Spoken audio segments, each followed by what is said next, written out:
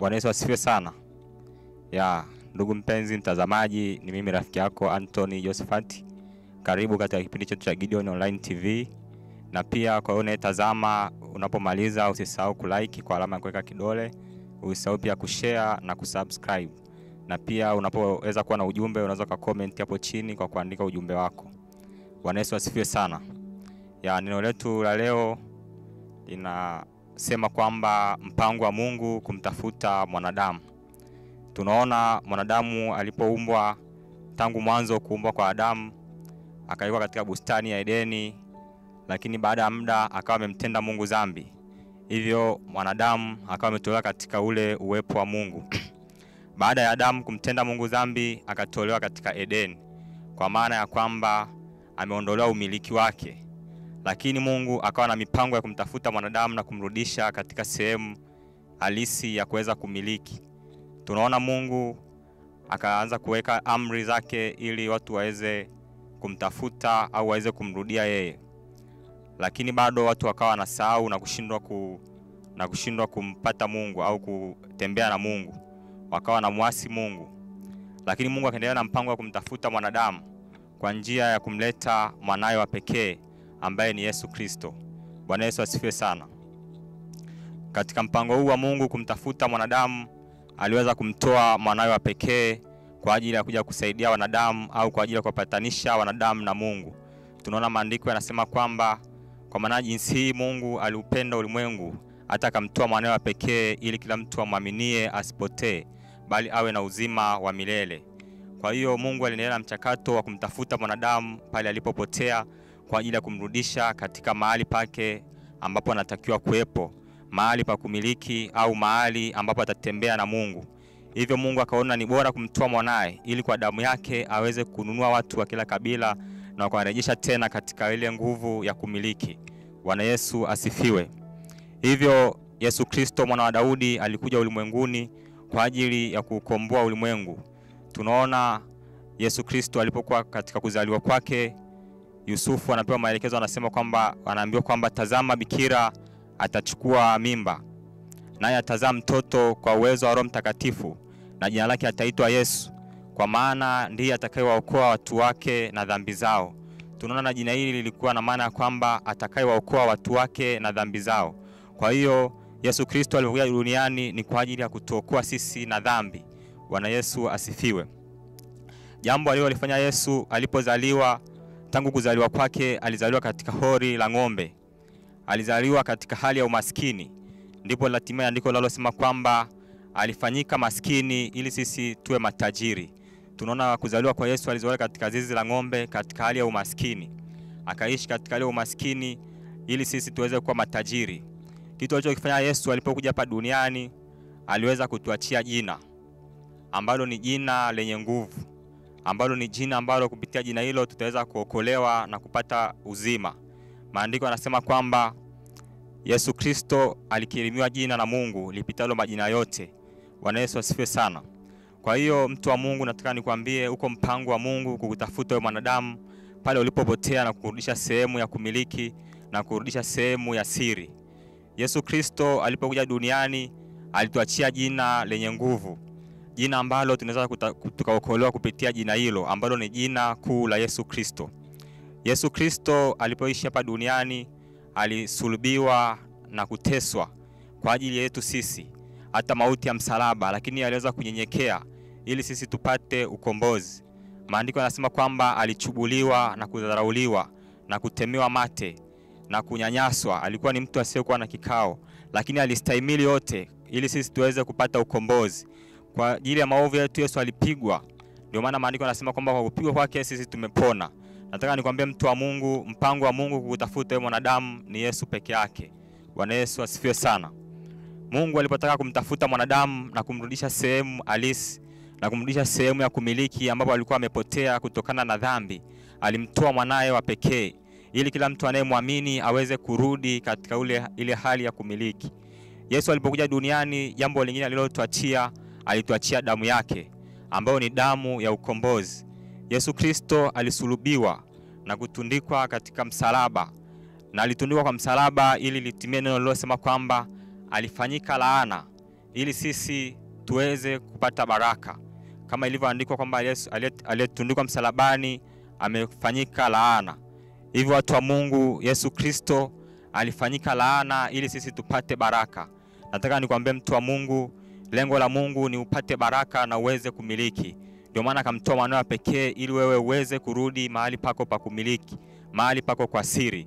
Na tunapoona Yesu alipozaliwa, alizaliwa kama mamlaka, akaishi kwa mamlaka, na pia alivyokufa alikufa kimamlaka. Akaenda kuzimu, akazichukua funguo za mauti kwa ajili ya kuja kumnyang'anya shetani zile funguo na kutukabidhi sisi. Bwana Yesu asifiwe sana. Hivyo mtu wa Mungu, ninakushauri siku ya leo, usikubali kuteseka, usikubali kuonewa na nguvu za giza, usikubali kubakia mahali hapo ulipo. Ni jambo la kumwamini Mungu, ni jambo la kuamini mpango wa Mungu kukurudisha wewe mwanadamu mahali pako pasiri, katika kumiliki kwako, katika uweza wako. Bwana Yesu asifiwe sana. Mtu wa Mungu, nataka nikwambie, ipo damu ya Yesu inaonena mema. Ipo damu ya Yesu inaweza kuharibu kila laana, inaweza kuharibu kila mapando yaliyopandwa na ibilisi. Usikubali kubaki hapo ulipo mtu wa Mungu. Ni rahisi sana siku ya leo. Kama unataka kutoka, kumbuka jina la Yesu. Kumbuka damu ya Yesu. Kwa maana hakuna jina lingine tulilopewa isipokuwa jina hili la Yesu Kristo mwana wa Daudi. Kumbuka damu ya Yesu. Nataka nikwambie mtu wa Mungu, hakuna dhambi, hakuna laana, hakuna mikosi, hakuna mashtaka ambayo damu ya Yesu haiwezi kufuta. Damu ya Yesu inafuta kila maovu, inafuta mashtaka ya aina yoyote. Hivyo usiendelee kubaki na ile hali ya kuhukumiwa ndani, ukasema kwamba mimi nimetenda dhambi, siwezi kusamehewa. Nataka nikwambie mtu wa Mungu, Mungu alishaweka mkakati wa kukupata wewe mwanadamu. Ni wewe kuchukua hatua za kumrudia Mungu wako. Bwana Yesu asifiwe sana. Hivyo mtu wa Mungu, nataka nikwambie tena kitu ambacho alikifanya Yesu pale msalabani. Alituachia Roho Mtakatifu. Yesu Kristo alipokuwa duniani alikuwa akifanya kazi kama mtu mmoja. Lakini baada ya Yesu Kristo kufa kama alivyoandikiwa na kuzikwa na kufufuka, alituachia Roho Mtakatifu ili kila mtu aweze kumuita na aweze kumuonekania. Tunaona kwa Roho Mtakatifu tulioachiwa na Yesu Kristo baada ya kufa, kuzikwa na kufufuka, kila mmoja aliweza kumuita Mungu na yeye akamfikia. Baada ya Roho Mtakatifu kupatikana, kwa maana Yesu ameshafufuka, mtu aliyoko China akimuita Mungu anampata. Mtu aliyoko Kenya akimuita Mungu anamfikia. Mtu aliyoko mahali popote pale anapolitaja jina la Yesu anamfikia. Ni rahisi sana siku ya leo. Liamini jina la Mungu. Amini moyoni mwako ya kwamba Yesu Kristo ni Bwana, naye alikufa na Mungu akamfufua. Bwana Yesu asifiwe sana. Hivyo nataka nikwambie mtu wa Mungu, tunapomwamini Mungu, tunapomwamini Yesu, tunapomkiri kwa kinywa chetu, tutapokea mambo kaza wa kaza katika maisha yetu. Jambo la kwanza, tutapata jina lenye ushindi ambalo kwa jina hilo hatutaweza kupotea. Jambo la pili, tutapata damu ya ukombozi ambayo ni damu ambayo itatukomboa katika mateso, katika laana na mikosi. Na jambo la tatu, alituachia Roho Mtakatifu ambaye atatuongoza kila mahali tunapokwenda, atakuwa akitufundisha. Bwana Yesu asifiwe sana. Nataka nikwambie kwamba mtu wa Mungu, Yesu Kristo ni mjumbe wa Agano Jipya. Yesu alipokuja, alikuja kwa ajili ya kumkomboa mwanadamu. Yesu Kristo alipokuja, alikuja kwa ajili ya kutoa damu itakayompatanisha mwanadamu na Mungu. Ndio maana maandiko yanasema yeye ni kiti cha rehema, kwamba yeye alikuja kutupatanisha na Mungu. Ilipomwagika ile damu ni kwa ajili ya utakaso. Na jambo lingine mtu wa Mungu, Yesu Kristo aliachilia Roho Mtakatifu kwa ajili ya kutukumbusha sisi kuenenda sawa sawa na mapenzi yake. Maandiko yanasema kwamba ili ni agano jingine, ni agano ambalo ataandika amri zake katika nia na vibao vya mioyo yetu.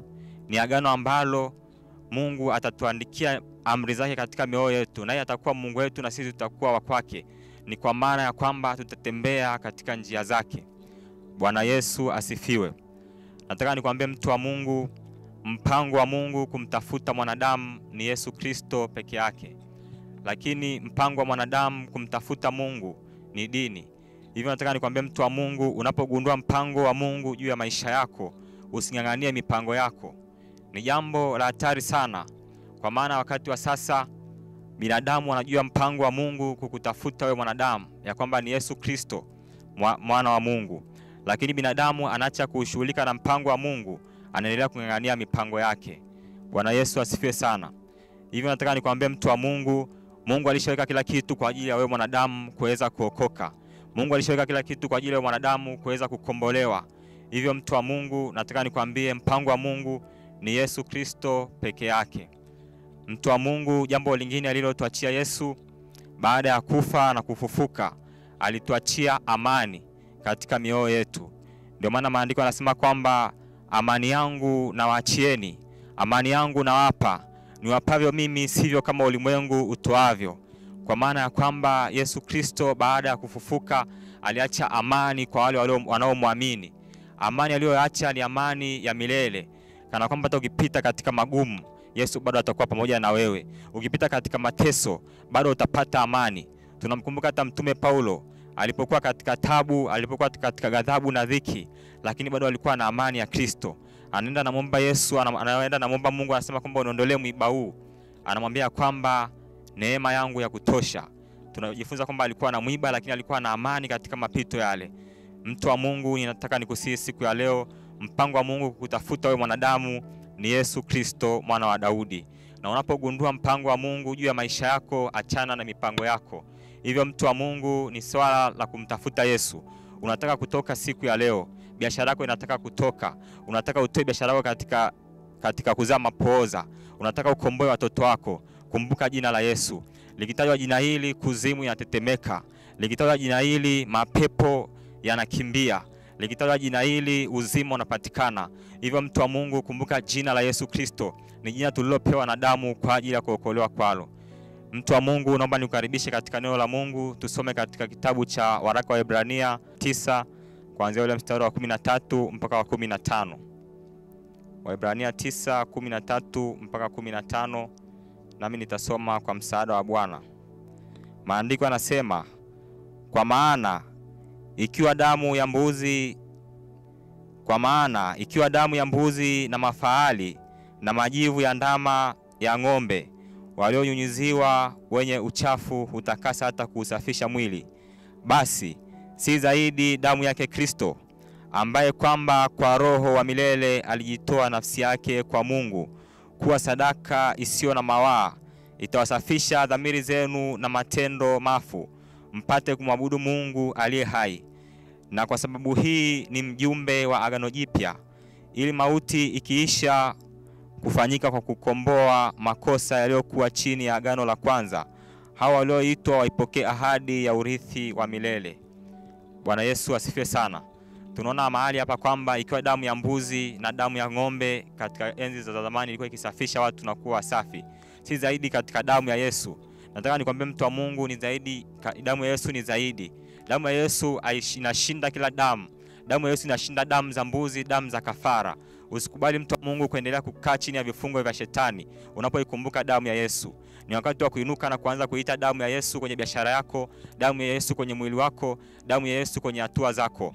Maana Yesu Kristo ni mjumbe wa agano jipya, aliyebeba injili ya kweli. Mpango wa Mungu kukutafuta wewe mwanadamu ni Yesu Kristo peke yake.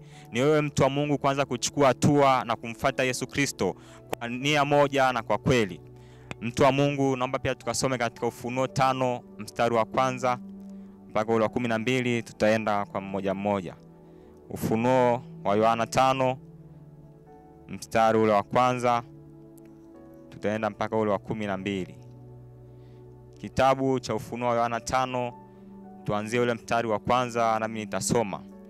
Maandiko yanasema, kisha nikaona katika mkono wa kuume wake yeye aliyeketi juu ya kile kiti cha enzi kitabu kilichoandikwa ndani na nyuma, kimetiwa muhuri 7. Nikaona malaika mwenye nguvu akihubiri kwa sauti kuu, ni nani astahiliye kukifungua kitabu na kuzivunja muhuri zake? Wala hapakuwa na mtu moja mbinguni wala juu ya nchi wala chini ya nchi aliyeweza kukifungua hicho kitabu wala kukitazama. Nami nikalia sana, kwa kuwa hapakuonekana mtu astahiliye kukifungua hicho kitabu wala kukitazama. Bwana Yesu asifiwe, watu wa Mungu. Tunaona maandiko yanasema kwamba hapakuwa na mtu aliyeweza kukifungua kile kitabu, ambaye alikuwa chini ya nchi au kwenye nchi au juu ya nchi, ikiwa na maana kwamba Yesu Kristo ni mshindi mbinguni. Wakati mbingu zimenyamaza, yeye alitoka kama mwana kondoo. Wakati hapa duniani hakuna mtu wa kutoka, yeye alitoka kama mkombozi kwa damu yake. Akashuka kuzimu, akachukua funguo za mamlaka. Hivyo mtu wa Mungu, nataka nikwambie siku ya leo, kama unataka kutoka, kumbuka jina la Yesu. Ni rahisi sana siku ya leo, maana yeye ni mshindi duniani, ni mshindi kuzimu, na ni mshindi mbinguni kwa damu yake. Tuendelee katika mstari wa 4, mtu wa Mungu. Nami nikalia sana, kwa kuwa hapakuonekana mtu astahiliye kukifungua hicho kitabu wala kukitazama. Na mmojawapo wa wale wazee akaniambia, usilie. Tazama, simba aliye wa kabila ya Yuda, shina la Daudi, yeye ameshinda apate kukifungua kile kitabu na zile muhuri zake 7. Watu wa Mungu, tunaona anasema kwamba na mmojawapo wa kabila ya Yuda, shina la Daudi, yeye ameshinda apate kukifungua kile kitabu. Nataka nikwambie mtu wa Mungu, usilie. Yupo Yesu Kristo mwana wa Daudi, yeye ameshinda apate kukifungua kile kitabu. Bwana Yesu asifiwe sana. Yupo Yesu Kristo mwana wa Daudi, ameshinda apate kufungua biashara yako, ameshinda apate kufungua afya yako. Yeye ameshinda apate kufungua mahali ulipofungwa, ameshinda apate kukutoa katika umaskini. Hivyo mtu wa Mungu, usikate tamaa, muite Yesu naye atakusaidia, maana yeye ni mshindi katika dunia, ni mshindi katika mbingu, ni mshindi katika kuzimu. Yeye ni Mungu mwenye mamlaka. Naomba mtu wa Mungu tuendelee na ule mstari wa 6. Nikaona katika kile kiti cha enzi na wale wenye uhai 4, na katikati ya wale wazee mwana-kondoo amesimama. Alikuwa kana kwamba amechinjwa, mwenye pembe 7 na macho 7, ambazo ni roho 7 za Mungu zilizotumwa katika dunia yote. Akaja akakitoa kile kitabu katika mkono wa kuume wake yeye aliyeketi juu ya kile kiti cha enzi. Hata alipokitoa kile kitabu, hao wenye uhai 4 na wale wazee 24 wakaanguka mbele za mwana-kondoo. Kila mmoja wao ana kinubi na vitasa vya dhahabu vilivyojaa manukato, ambayo ni maombi ya watakatifu. Nao wauimba wimbo mpya wakisema, wastahili wewe kukitoa hicho kitabu na kuzifungua muhuri zake, kwa kuwa ulichinjwa, ukamnunulia Mungu kwa damu yako watu wa kila kabila na lugha na jamaa na taifa. Nataka nikwambie mtu wa Mungu, Yesu Kristo alisulubiwa msalabani ili aweze kumnunulia Mungu watu wa kila kabila, watu wa kila lugha, watu wa kila taifa. Hivyo mtu wa Mungu, kumbuka jina la Yesu. Mkiri kwa kinywa chako, amini moyoni mwako ya kwamba alifufuliwa katika wafu. Yeye alikuja kwa ajili ya kukomboa mwanadamu. Yesu Kristo ni mpango kamili wa Mungu kukutafuta wewe mwanadamu. Hivyo mtu wa Mungu, chukua hatua ili upate amani, ili upate heshima na kibali. Naomba tuendelee mtu wa Mungu, tumalizie mstari wa 10 na wa 11 na wa 12. Mstari wa 10 anasema kwamba ukawafanya kuwa ufalme na makuhani kwa Mungu wetu, nao wanamiliki juu ya nchi. Nikaona nikasikia sauti ya malaika wengi pande zote za kile kiti cha enzi, na za wale wenye uhai, na za wale wazee, na hesabu yao ilikuwa 10,000 mara 10,000 na 1,000 mara 1,000, wakisema kwa sauti kuu, astahili mwana-kondoo aliyechinjwa kuupokea uweza na utajiri na hekima na nguvu na heshima na utukufu na baraka. Hivyo mtu wa Mungu, tunaona kwamba yeye mwenyewe alistahili kupokea uweza na utajiri na hekima na nguvu na heshima na utukufu na baraka. Hivyo yote ni kwa ajili yako mwanadamu, ili urudishwe heshima yako, ili urudishwe hekima yako, ili urudishwe nguvu yako ya kumiliki tena, ili urudi kuweza kutembea na Mungu na uweze kumiliki na kupona na kuwa na uweza na kipawa cha ajabu. Ni lazima uamini Yesu Kristo mwana wa Daudi na umkiri yeye. Ni lazima ujue kwamba mpango wa Mungu kutafuta mwanadamu ni Yesu Kristo mwana wa Daudi. Hivyo mtu wa Mungu, ninakusihi siku ya leo, kama hujampokea Yesu kuwa Bwana na Mwokozi wa maisha yako, ni wakati wa kumkiri Yesu kuwa Bwana na Mwokozi wa maisha yako, na kuamini kwamba Yesu Kristo ni mpango wa Mungu kutafuta mwanadamu, naye alifufuliwa katika wafu na ameshinda mauti. Hivyo mtu wa Mungu, anza kumuita Yesu naye atakusaidia. Usikate tamaa, usikose matumaini. Asante sana.